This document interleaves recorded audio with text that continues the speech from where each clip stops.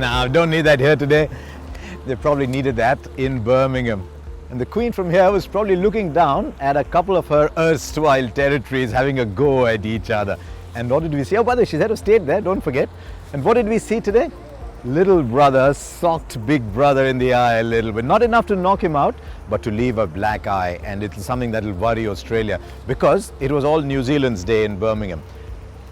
If you've been following this blog, you know I love watching Kane Williamson bat, and he got a better than runner ball century. He determines what New Zealand are going to do with the bat here.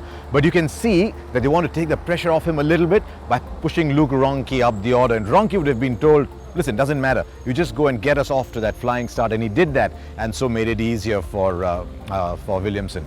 Helps too that Ross Taylor is in form because he's a wonderful player. That partnership of 99 was the lowest these two have had in their last 4 one-day internationals in England.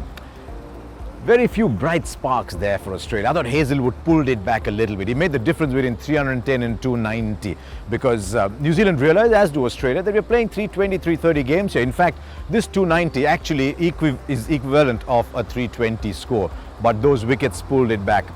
As it turns out, I think New Zealand had enough because Australia's top order wobbled a little bit, and that's important for the other teams to notice as well because Australia depends so heavily on those top 3, and I think they have a little issue with Aaron Finch. We saw in the IPL as well, it takes a little bit of time at the top of the order to get going, and that's already putting a lot of pressure on David Warner, and they cannot afford David Warner, who's got an ordinary record in England, to not do well for them here at the Champions Trophy. It'll all come down to Steve Smith then. But what did it tell us?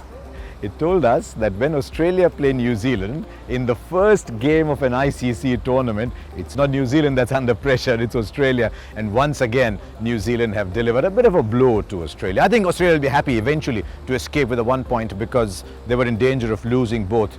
Now they're still alive, they beat England, they stay on in the tournament. But we had a good start down in Birmingham. I only hope rain doesn't keep coming in to the later part of this tournament.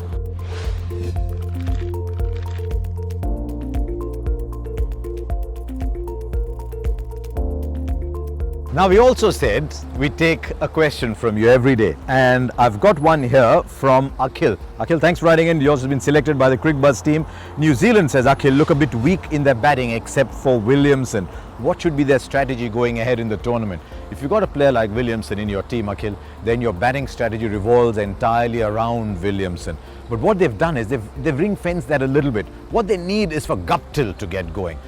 With Ronchi, as I said a little while earlier, he's got the freedom to go. If he gets out, he gets out. They need Guptill above and Taylor below to lay that platform. Get them to 180, 200 for 3, and then leave it to the Andersons and the the Andersons and the Neeshams and the others to then power them along to past 300. I suspect somewhere down the line they'll take a call on whether they want Broom or Latham in that side.